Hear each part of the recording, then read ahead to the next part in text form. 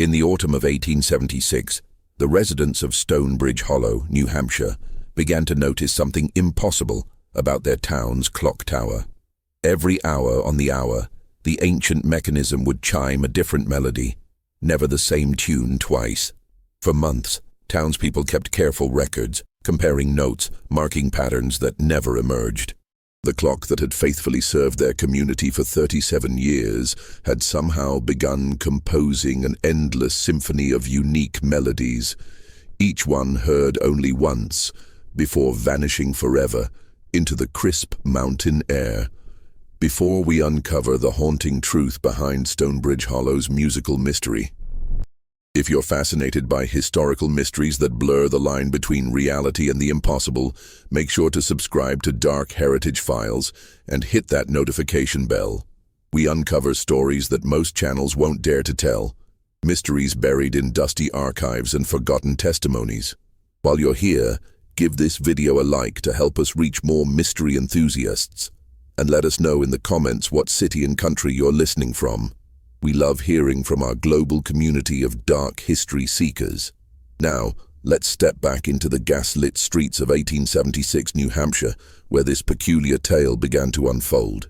According to the fragmentary records kept by the town's elderly clerk and the whispered accounts passed down through generations of mill workers, the mystery of Stonebridge Hollow's clock began on a morning when the mountain mist hung particularly thick over the valley. Stonebridge Hollow nestled in the White Mountains of New Hampshire like a secret kept by the surrounding peaks.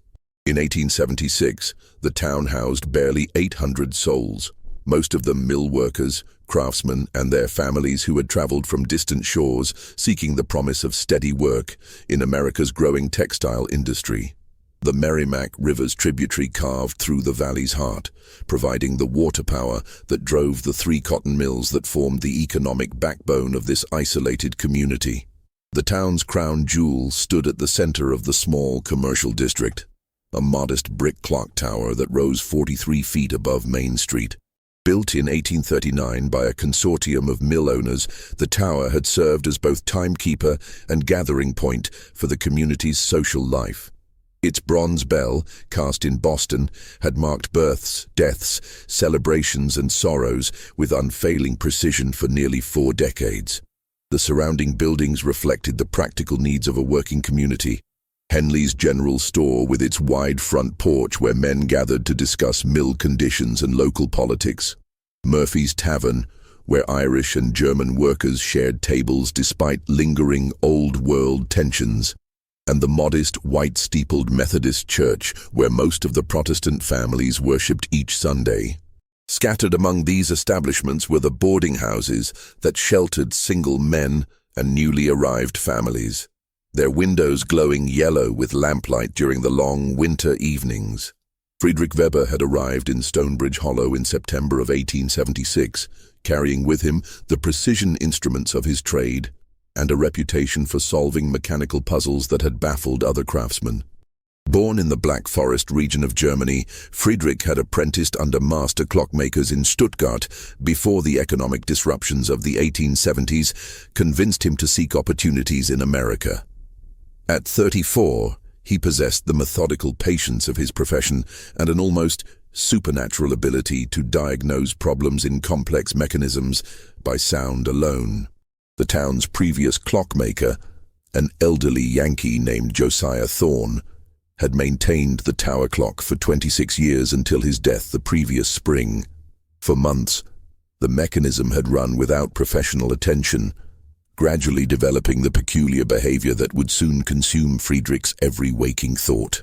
Mayor Charles Whitman, a stern-faced mill supervisor with political ambitions, had personally recruited Friedrich after receiving recommendations from clockmakers in Boston and Portsmouth. On the evening of October 12, 1876, Friedrich climbed the narrow wooden stairs to the clock chamber for his first thorough examination of the mechanism. The cramped space, barely 8 feet square, housed the elaborate brass and iron clockwork that had puzzled him since his arrival. As he lit his oil lamp and began removing the protective panels, the clock struck 9 o'clock above his head. But instead of the traditional Westminster chimes he expected, a haunting melody filled the chamber. The tune was unlike anything Friedrich had heard before, complex, sorrowful, with unexpected harmonic shifts that seemed to tell a story without words. He quickly made notes in his leather-bound journal, sketching the melody as best he could with his limited musical notation skills. When 10 o'clock arrived, he was ready with pencil poised, expecting to hear the same tune again. Instead, an entirely different melody rang out, this one faster, with an urgent quality that made his pulse quicken. Friedrich's trained ear detected something else that troubled him deeply. The mechanism itself was producing sounds he couldn't identify, subtle clicks and whirs that didn't match the standard escapement patterns he knew so well. As he examined the clockwork by lamplight, he discovered modifications that defied explanation. Extra cams had been added to the striking mechanism, along with a series of small brass pins that could be adjusted to create different musical patterns. The workmanship was extraordinary. Whoever had modified the clock possessed skills equal to the finest European craftsmen. But the modifications appeared to follow no logical pattern Friedrich could discern. Some of the additional components seemed to serve no purpose at all, while others were connected to the main mechanism in ways that violated every principle of traditional clockmaking. Word of Friedrich's late-night examination spread quickly through the boarding houses and mill dormitories. The next morning he found himself surrounded by curious workers as he left the tower. Mary O'Sullivan, an Irish seamstress who worked in the largest mill, approached him with obvious anxiety. "Mr. Weber," she said in her lilting accent, "my grandmother back in County Cork always said that when clocks start singing new songs, it means someone's trying to speak from beyond the grave." Her words were echoed by murmurs of agreement from the gathered crowd. Friedrich, despite his rational training, felt a chill that had nothing to do with the crisp October air. That evening, he returned to the clock chamber with a more comprehensive set of tools and a growing sense that he was dealing with something far more complex than a simple mechanical anomaly. As autumn deepened into winter, Friedrich's investigation revealed layers of mystery that extended far beyond the clock tower itself. Through conversations with longtime residents, he learned that the previous clockmaker, Josiah Thorne, had taken on an apprentice during his final years, an Italian immigrant named Giuseppe Marcelli, who had arrived in Stonebridge Hollow in 1874. Giuseppe had possessed an unusual background for a clockmaker's apprentice. Born in the mountain villages of northern Italy, he had served as a telegraph operator for the Italian military before emigrating to America. His facility with mechanical precision and his understanding of coded communications had impressed Josiah, who had taken the young man under his wing, despite the language barriers that sometimes made instruction difficult. Mrs. Eleanor Whitman, the mayor's wife and unofficial keeper of local gossip, shared what she knew about Giuseppe during one of Friedrich's visits to gather information. He was a quiet young man, she told Friedrich over tea in her parlor, always polite, always punctual. But there was something about his eyes, like he was always watching, always calculating. Josiah spoke highly of his skills, said he had hands like an artist when it came to delicate work. Giuseppe had lived in one of the mill boarding houses until his sudden disappearance in March of 1876, just 3 weeks before Josiah's death from pneumonia. No one could explain why he had vanished without notice, leaving behind his tools and personal belongings. Some speculated that he had received news from Italy requiring his immediate return, while others whispered darker theories about debts or romantic entanglements gone wrong. Friedrich began to suspect that Giuseppe's disappearance and the clock's strange behavior were connected. His examination of the modifications revealed a level of sophistication that matched what he had learned about the Italian's skills. More troubling was his discovery that the changes to the clock mechanism had been made recently. The brass fittings showed little tarnish, and the tool marks were still sharp and clean. The second CTA came naturally as Friedrich's investigation deepened. The mystery of Giuseppe Marcelli's modifications continues to deepen with each turn of the clock's hands. If you're enjoying this journey into Stonebridge Hollow's hidden secrets, help us uncover more stories like this by hitting that like button and sharing your theories in the comments below. What do you think Giuseppe was really doing to that clock? Winter brought new urgency to Friedrich's work. The townspeople had grown increasingly unsettled by the clock's behavior, with some requesting that Mayor Whitman simply stop the mechanism until the problem could be resolved. Friedrich argued against this course of action, convinced that understanding the modifications was the key to solving the mystery. He had begun to keep detailed records of every melody, noting the time of day, weather conditions, and any unusual events in the town that might correlate with the musical patterns. By January of 1877, Friedrich had documented over 300 unique melodies, each one heard only once. His methodical German nature demanded pattern recognition, and he spent long hours in his boarding house room analyzing his notes by candlelight. The breakthrough came when he realized that the melodies weren't random. They contained embedded information that could be decoded if one understood the system.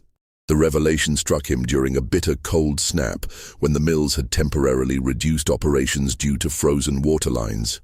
As he sat in Murphy's tavern nursing a hot whiskey and reviewing his notes, he noticed that certain melodic phrases recurred in different combinations, like words in a sentence being rearranged to create new meanings. Giuseppe had created a musical cipher. Friedrich's excitement was tempered by a growing sense of unease. If Giuseppe had embedded coded messages in the clock's melodies, what information was so important that it required such an elaborate delivery system? And why had the Italian clockmaker felt the need to hide his communication method from the rest of the community? The answer began to emerge when Friedrich expanded his investigation beyond the clock tower itself. Through careful questioning of mill workers and boarding house residents, he learned about a pattern of problems that had plagued the immigrant community during Giuseppe's time in Stonebridge Hollow. Several families had reported being approached by men demanding payment for protection services they had never requested. Others spoke of inflated charges for basic necessities and threats against those who complained about working conditions or housing quality. Michael O'Brien, a mill supervisor who had arrived from Ireland 5 years earlier, provided crucial information during a private conversation with Friedrich. There was a group of men, O'Brien explained, Americans mostly, but some Irish and Germans too, who seemed to know exactly when new families arrived and how much money they might have saved. They'd appear within days, sometimes hours, with offers of help that weren't really offers at all. The pattern that emerged painted a picture of systematic exploitation targeting the most vulnerable members of the community. New immigrants, lacking knowledge of local customs and legal protections, were being preyed upon by a network that operated with apparent impunity. When complaints were made to local authorities, they were either ignored or met with suggestions that the complainants might find life more comfortable in other towns. Friedrich's investigation took a dangerous turn in February when he attempted to trace the modifications made to the clock mechanism to their source. His inquiries at the local metalworking shops revealed that someone had purchased specific brass fittings and precision tools in the months before Giuseppe's disappearance. The shopkeeper who remembered the transactions described a man who matched Giuseppe's description but had paid in cash and given a false name. More troubling was Friedrich's discovery that his own activities were being watched. On several occasions, he noticed the same faces appearing near the clock tower when he was working, and his boarding house room showed subtle signs of having been searched during his absences. Mrs. Patterson, his elderly landlady, mentioned that men had been asking questions about his work and his background. The breakthrough in understanding Giuseppe's system came when Friedrich realized that the clock's melodies weren't just carrying information, they were providing warnings. Each unique tune was designed to alert specific individuals or families about immediate threats. The timing of the melodies corresponded to shift changes at the mills, ensuring that the intended recipients would be present to hear their coded messages. Friedrich's analysis revealed that Giuseppe had created an intricate early warning network. Different musical patterns indicated various types of danger. Certain melodic sequences warned of debt collectors making rounds. Others alerted families that their housing situations were being targeted, and still others provided information about which town officials could be trusted and which ones were part of the exploitation network. The system's sophistication became clear when Friedrich deciphered a series of melodies from late 1875 that had warned immigrants about a planned raid on one of the boarding houses. According to his reconstruction, Giuseppe had somehow learned that local authorities intended to search for illegal activities as a pretext for harassment and extortion. The musical warnings had allowed residents to prepare, ensuring that the raid found nothing incriminating and resulting in embarrassment for the officials involved. But Giuseppe's success in protecting the immigrant community had made him enemies among those profiting from the exploitation. Friedrich's investigation revealed increasing pressure on the Italian clockmaker during his final months in Stonebridge Hollow. Several sources mentioned that Giuseppe had appeared increasingly nervous and had asked questions about travel routes to other New England towns. The third CTA emerged naturally from this escalating tension. Just when we think we've seen it all, the horror in Stonebridge Hollow intensifies. If this story is giving you the creeps, share this video with a friend who loves dark mysteries, give it a like to support our content, and don't forget to subscribe to the channel so you don't miss more stories like this. Let's find out together what happens next. The final piece of Giuseppe's puzzle revealed itself in March of 1877, exactly 1 year after his disappearance. Friedrich had spent weeks attempting to decode a series of particularly complex melodies that the clock had played during Giuseppe's final days in town. The breakthrough came when he realized that these weren't warnings at all. They were a confession. Hidden within the musical cipher was Giuseppe's detailed account of how the exploitation network operated, including names, methods, and evidence of official corruption that reached to the highest levels of local government. Mayor Whitman himself was implicated, along with several mill supervisors and the county sheriff who had consistently ignored complaints from immigrant families. Giuseppe had documented everything: the systematic overcharging for basic goods, the fake debt collection schemes, the threats against families who refused to pay protection money, and the network of informants who reported on the financial status and vulnerabilities of new arrivals. Most damning of all was evidence that some immigrants who had refused to comply with the extortion demands had been framed for crimes they didn't commit and driven from town in disgrace. The Italian clockmaker had known that his life was in danger. His final coded melodies revealed that he had discovered plans to silence him permanently, disguised as an accident in the mills or a robbery gone wrong. Rather than flee immediately, Giuseppe had spent his last weeks in Stonebridge Hollow programming the clock mechanism to continue playing his coded warnings automatically, creating a posthumous voice that would protect the immigrant community even after his death. Friedrich's most chilling discovery was Giuseppe's account of his final confrontation with the exploitation network. The Italian had been summoned to a meeting under the pretense of discussing his future employment prospects. Instead, he had found himself facing Mayor Whitman and 2 other men who made it clear that his interference in local business affairs would no longer be tolerated. Giuseppe's coded confession revealed that he had been given a choice: leave Stonebridge Hollow immediately and permanently, or face consequences that would extend to other Italian families in the area. The clockmaker had agreed to leave, but his final act of defiance had been to program the clock tower to continue his work of protection long after his departure. Friedrich's investigation concluded with the grim realization that Giuseppe Marcelli had never left Stonebridge Hollow alive. The elaborate nature of the clock's programming and the specific details contained in the coded melodies could only have been completed by someone who knew he would never have the opportunity to modify the system again. Giuseppe had essentially created a mechanical memorial to his own murder, disguised as the town's timekeeper. The evidence Friedrich had uncovered painted a picture of systematic corruption and exploitation that had operated with impunity for years. The exploitation network had counted on the isolation of Stonebridge Hollow and the vulnerability of its immigrant population to maintain their profitable operations. Giuseppe's musical warnings had disrupted their activities and cost them significant income, making his elimination inevitable. Friedrich faced a moral dilemma that would define the rest of his time in Stonebridge Hollow. Armed with Giuseppe's detailed confession and his own investigation findings, he possessed evidence that could expose the corruption network and bring justice for the Italian clockmaker. However, the same forces that had silenced Giuseppe remained in power, and Friedrich's foreign status made him equally vulnerable to their methods. The pragmatic solution emerged gradually as Friedrich continued to maintain the clock mechanism through the spring of 1877.